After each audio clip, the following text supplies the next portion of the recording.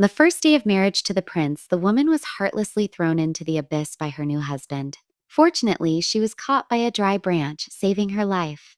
When she regained consciousness, she hurriedly shouted for help at the mouth of the cave, but received no response. Determined to escape, she started climbing towards the cave ceiling, but the rock walls were smooth with no footholds to grip. Searching for another way out, she soon arrived at a cave emitting a blue light. Yet a deep and unfathomable chasm separated her from it. Gathering courage, she jumped towards the opposite side, her injured leg almost causing her to fall.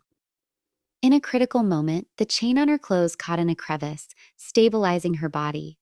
Taking out a dagger from her pocket, she exerted every effort to climb onto the platform. The source of the blue light turned out to be insects and their secretions. Tearing off a piece of clothing, she placed fireflies inside, creating a makeshift lamp.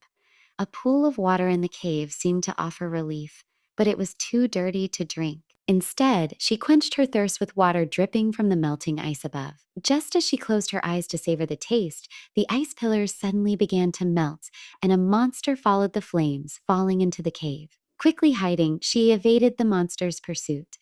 Suddenly, she noticed markings on the wall and many discarded garments, remnants of girls before her, all deceived by the prince and offered to the monster.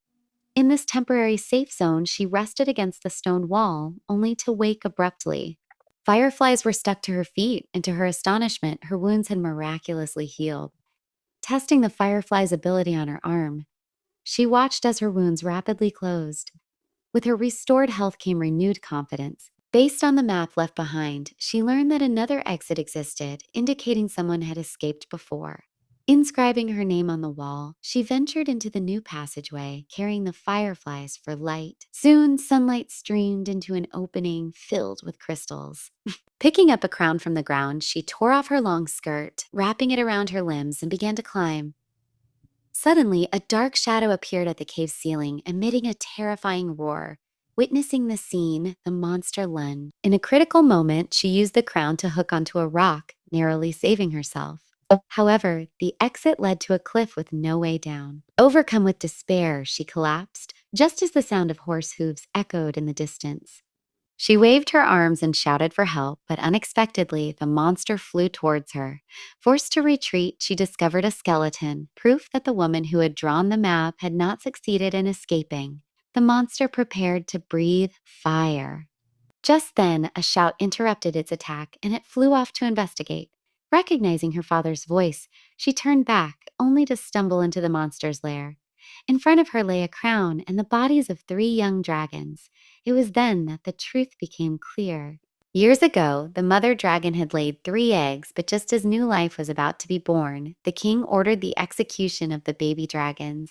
As sharp screams echoed through the cave, the mother dragon returned, unleashing flames that consumed everything. Unable to withstand the mother dragon's fury, the king knelt in desperation, begging for mercy and offering any price for forgiveness.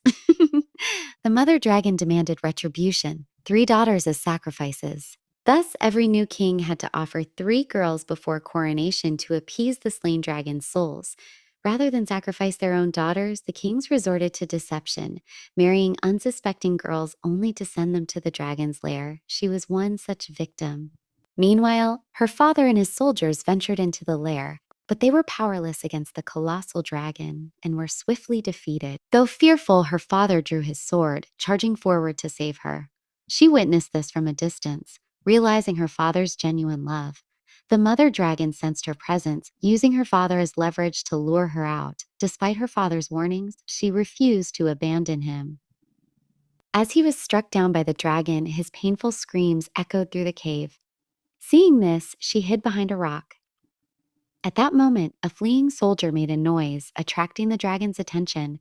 The soldiers ran, successfully luring the dragon away. Taking the opportunity, she rushed to her father's side. With his dying breath, he entrusted her with a rope for escape. Outside, her stepmother and sister waited.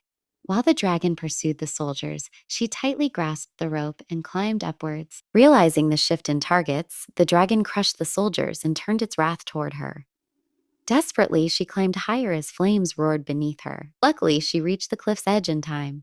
Knowing the dragon wouldn't give up, She immediately rowed toward the seaside desert. However, the dragon burst from the lair, roaring furiously.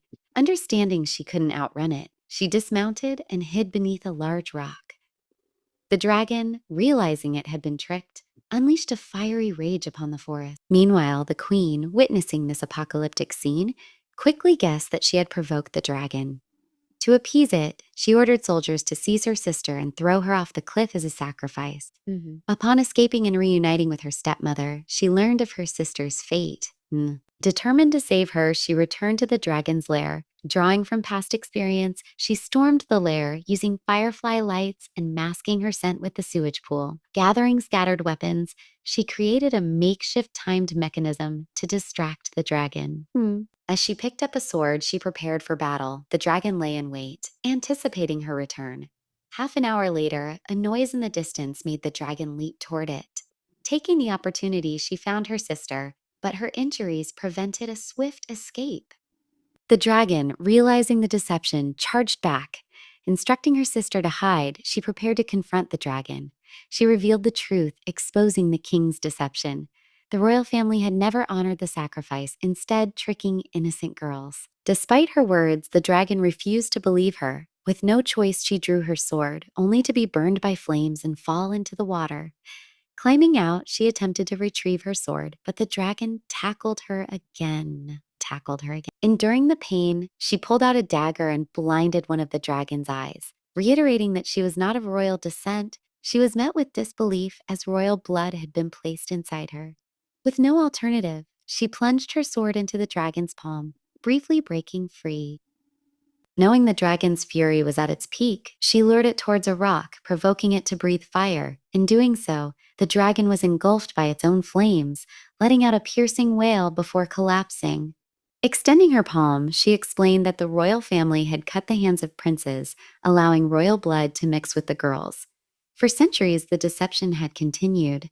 Raising her sword, she chose not to kill the dragon, realizing they were both victims. Only by working together could they confront the true culprits, the royal family. Using fireflies, she healed the dragon's wounds, then returned alone to the castle. In the grand hall, another wedding was taking place. She released the bride and warned everyone, giving them a final chance to escape. Stay. The queen, confident in her power, showed no concern. Suddenly, the dragon appeared above the castle. As she turned to leave, the kingdom was engulfed in flames. She departed with the dragon soaring above, now her guardian.